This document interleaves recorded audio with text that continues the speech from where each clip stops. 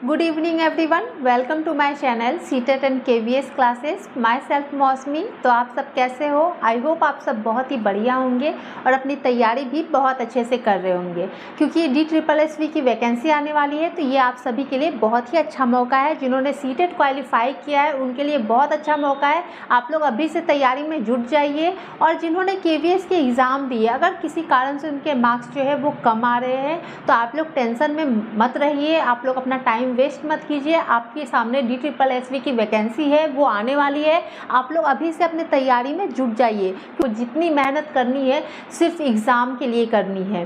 तो अभी से आप लोग तैयारी शुरू कर दीजिए। और आप सभी को पता है आपके DSSSB में या किसी भी टीचिंग एग्ज़ाम में आपके NCERT के बुक से ही क्वेश्चन पूछे जाएंगे। तो आप लोग अपने NCERT के बुक्स को अच्छे से पढ़िए। हम लोगों ने NCERT की सीरीज भी शुरू कर ली है, जिसकी आज ये दूसरी क्लास है।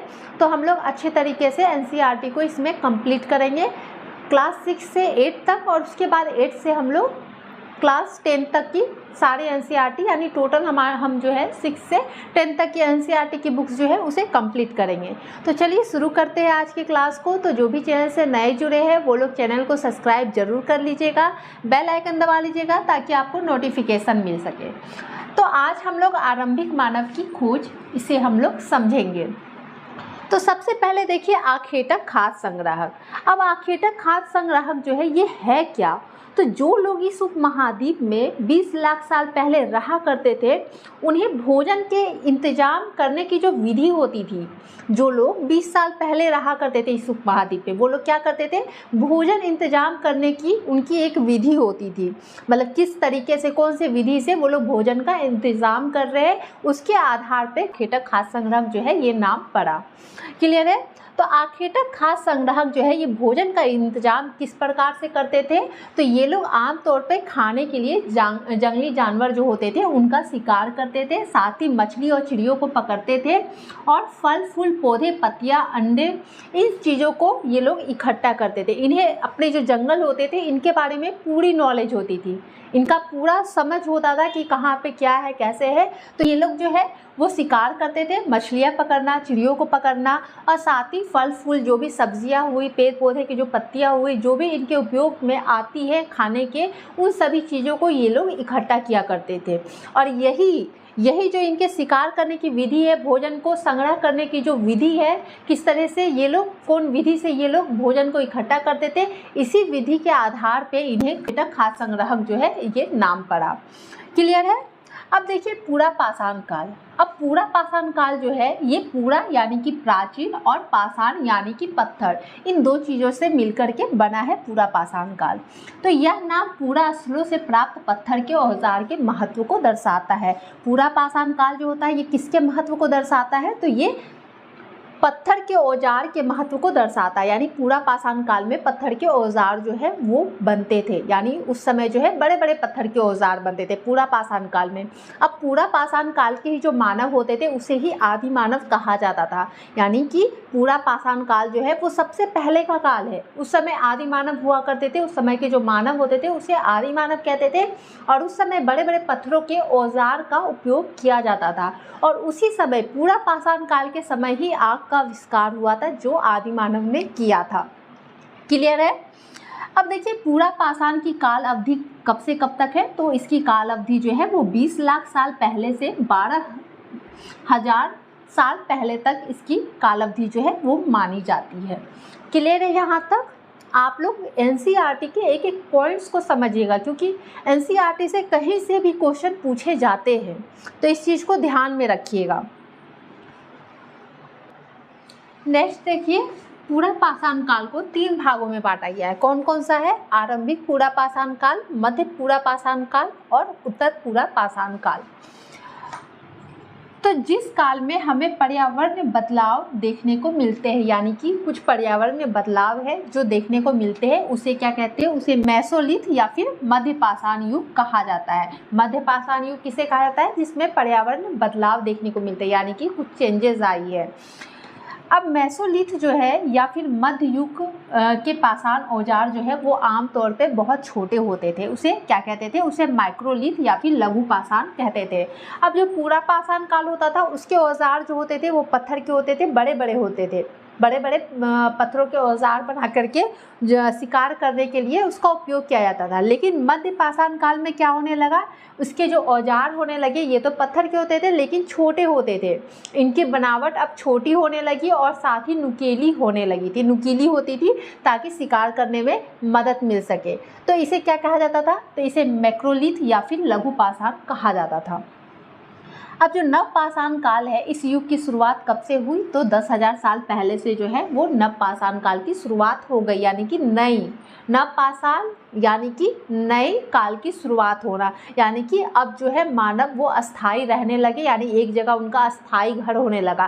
पहले क्या होता था, पहले वो शिकार करते थे, शिकार के चक्कर में वो एक जगह से दूसरे जगह जो है जानवरों के चक्कर में शिकार करने में, अपने भोजन के तलाश में वो घूमते रहते थे, उनका अस्थाई निवास नहीं होता था। लेकिन नव पाषाण काल में क्या हुआ, उनका अस्थाई निवास हो गया, वो खेती भी करने लगे, उन्होंने जानवर भी पालना शुरू कर दिया और साथ ही पहिए का आविष्कार जो है, पहिए का आविष्कार वो किस में पता चला, तो वो आपके नव पाषाण काल में इसकी शुरुआत हुई थी।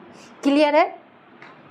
अब पूरा स्थल किसे कहते हैं, तो पूरा स्थल उस स्थान को कहते हैं जहाँ से औजार, बर्तन, इमारतों के अवशेष जो है वो देखने को मिलते हैं। कहाँ अभी भी होती है ना, बहुत जगह खोजें होती है, तो उस खोज जिस जगह पे हो रही है, जिस जगह पे पुरानी अवशेषें मतलब यूज़ की हुई पुराने समय में जो बर्तन होते थे, जो इमारतें होती थी, जो भी वस्तुएं होती थी, उसके अवशेष प्राप्त हो रहे हैं, तो उन स्थान को कहा जाता है पूरा स्थल। क्लियर है। नेक्स्ट देखिए, पाषाण औजारों का निर्माण किस तरीके से होता है। तो पाषाण का जो निर्माण होता था वो 2 तरीकों से किया जाता था। वो कौन कौन से थे, तो एक था पत्थर से पत्थर को टकराना, पत्थर से पत्थर क्या करते थे, टकराने से क्या औजार बनाया जाता था, और दबाव सल्क तकनीक के द्वारा, यानी कि बहुत ही ज़्यादा प्रेशर दबाव डालने पे उस तकनीक का उपयोग किया जाता था। किस लिए, तो औजारों का निर्माण करने के लिए। क्लियर है। तो इन दोनों को याद रखिएगा कि पाषाण औजारों का निर्माण किस तरीके से होता था। तो एक होता था पत्थरों से पत्थरों को टकराना, टकराव प्रक्रिया के द्वारा औजारों का निर्माण करते थे, और दूसरी जो थी वो दबाव सल्क तकनीक, यानी कि अधिक प्रेशर देना, अधिक दबाव डालना, जिससे कि वो जो शेप में लाना चाहते थे वो शेप जो है वो बनता था। क्लियर है। अब देखिए कुरनूल की गुफा। अब कुरनूल की गुफा से किस चीज़ के अवशेष प्राप्त हुए हैं, तो कुरनूल की गुफा से राख के अवशेष प्राप्त हुए हैं। जिससे क्या पता चलता है, जिससे यह पता चलता है कि आरंभिक मानव जो थे उन्होंने आग जलाना सीख लिया था, यानी कि आग का आविष्कार जो है वो हो चुका था। क्लियर है। पहले के जो मानव थे यानी कि आरंभिक मानव जो होते थे उन्होंने आग का आविष्कार सीख लिया था, आग का पता जो है वो चल चुका था। इस चीज़ का पता कैसे चलता है, तो कुरनूल की गुफा से जो राख के अवशेष मिले हैं उससे पता चलता है कि आरंभिक मानव जो थे उसने आग जलाना सीख लिया था, आग का आविष्कार हो चुका था। क्लियर। नेक्स्ट देखिए, महाराष्ट्र के पटनेपुरा स्थल से किस चीज़ के अवशेष प्राप्त हुए हैं, तो शुतुरमुर्ग के अंडों के अवशेष प्राप्त हुए हैं। ये क्वेश्चन बहुत बार पूछा जाता है कि शुतुरमुर्ग के अंडों के अवशेष जो है वो कहाँ से प्राप्त हुए, तो महाराष्ट्र के पटनेपुरा स्थल से। क्लियर। अब भीमबेटका कहाँ है, तो ये मध्य प्रदेश में है। इस चीज़ को ध्यान रखिएगा कि भीमबेटका कहाँ है, कोई भी नाम अगर आता है तो वो कहाँ पे है, उस चीज़ को भी आप लोग ध्यान में रखिएगा। तो भीमबेटका मध्य प्रदेश में है। देखिए यहाँ भीम है, भौ है, लग रहा है ना। तो अब आप लोग क्या कीजिएगा, ध्यान कैसे रखिएगा, तो भौ को मौ कर दीजिएगा, समझ लीजिएगा ये हट गया, तो क्या हो गया मध्य प्रदेश, यानी कि भीमबेटका कहाँ है, तो मध्य प्रदेश में है। अब ये जो भीमबेटका है ये पूरा पाषाणिक आवास से पूरा स्थल है, यानी कि पहले का पूरा स्थल है। अब यह जो है आदि मानव द्वारा बनाए गए शैल चित्रों के लिए प्रसिद्ध है। अब आपका भीमबेटका जो है ये किस लिए प्रसिद्ध है, तो शैल चित्रों के लिए प्रसिद्ध है। शैल चित्र जो होता था वो आदि मानव के द्वारा बनाए जाते थे। क्लियर। आदि मानव जो है वो पहले तो कुछ चीज़ जानते नहीं थे, उनको लिपि का ज्ञान नहीं था, उनको पढ़ना नहीं आता था, उन चीज़ों को, लिपियों को समझना नहीं आता था। तो वो क्या करते थे, वो सिर्फ जो है वो चित्रकारी करते थे, उन्हें चित्रकारी पसंद थी, यानी कि कुछ भी पेंटिंग बनाना, जानवर का चित्र बनाना, जानवर को शिकार करते हुए उस तरह की पेंटिंग बनाना, कोई भी पक्षी की पेंटिंग बनाना, मतलब ऐसी पेंटिंग जो समझ में नहीं आती थी। ठीक है। पहले तो एक्सपर्ट नहीं होते थे ना कोई पेंटिंग में कि एकदम बैठ के एकदम खूबसूरत सी पेंटिंग करना शुरू कर दिए, नहीं, ऐसा नहीं होता था। तो पहले के लोग कुछ भी पेंटिंग करते थे।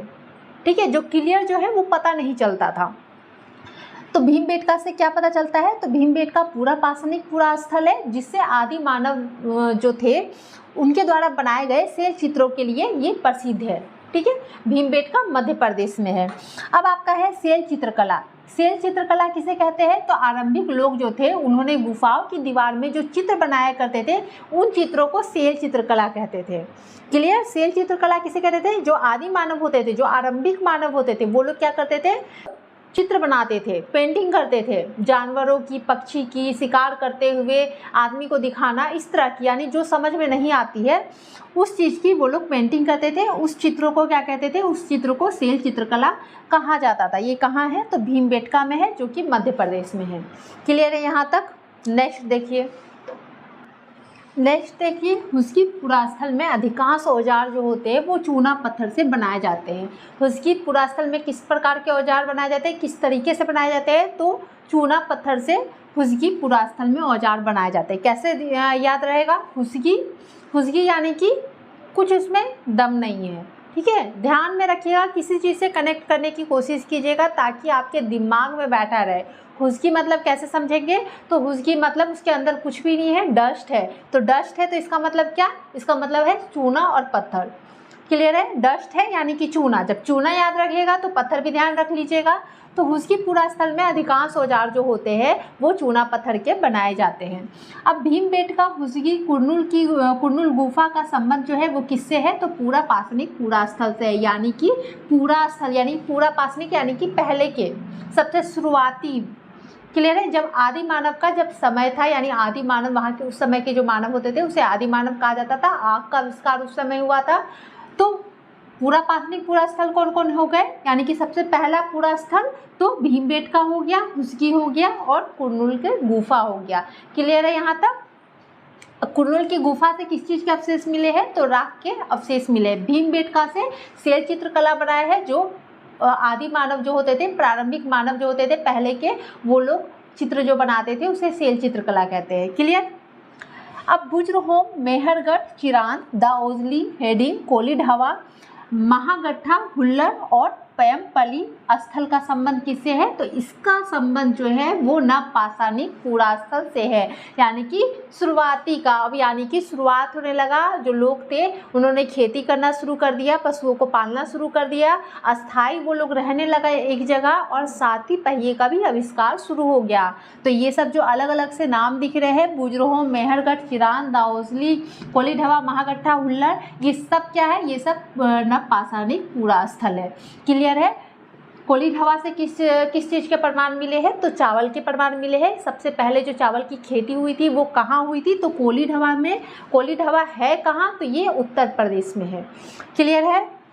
अब यहाँ देखिए, ब्रह्मगिरी और आदि चल्लूर स्थल का संबंध किससे है? तो ये महापाषाणिक पुरास्थल है। इस चीज़ को ध्यान रखिएगा, ये दो ही नाम है, ब्रह्मगिरी और आदि चंचूर। तो इसका संबंध महापाषाणिक पुरास्थल से है। अब आरंभिक गांव क्या है? तो आरंभिक गांव जो है वो इनाम गांव है। सबसे आरंभिक गांव कौन सा है? तो इनाम गांव है। क्लियर है? इसका संबंध किससे है? तो इसका संबंध जो है वो ताम्रपाषाण काल से है। अब देखिए, मुंबई और कोलकाता, अब ये दोनों जो है ये दोनों आधुनिक नगर हैं। क्लियर है यहाँ तक? तो आपका जो ये चैप्टर है आरंभिक मानव की खोज, ये यहीं तक है, इसे कंप्लीट हो गया है। अब नेक्स्ट क्लास में हम लोग इसके नेक्स्ट चैप्टर को, यानी कि भोजन संग्राहक से उत्पादन तक, इसे हम लोग पढ़ेंगे। भोजन संग्राहक से उत्पादन तक यानी कि किस प्रकार से पहले लोग भोजन का संग्रह करते थे, इकट्ठा करते थे, और फिर किस प्रकार से वो लोग धीरे धीरे आगे बढ़े और किस प्रकार से वो लोग अब खुद से भोजन को उत्पन्न करने लगे, खुद से वो लोग कृषि करने लगे, भोजन को उगाने लगे, खेती करना शुरू कर दिए। इस चीज़ को हम लोग नेक्स्ट क्लास में पढ़ेंगे। तो आज के लिए इतना ही। अगर वीडियो पसंद आई हो तो वीडियो को लाइक, शेयर और चैनल को सब्सक्राइब जरूर कर दीजिएगा। और कोई भी डाउट्स अगर आप लोग की रह जाती है या कोई भी प्रॉब्लम है तो आप लोग कमेंट्स में ज़रूर बताइएगा। Thank you.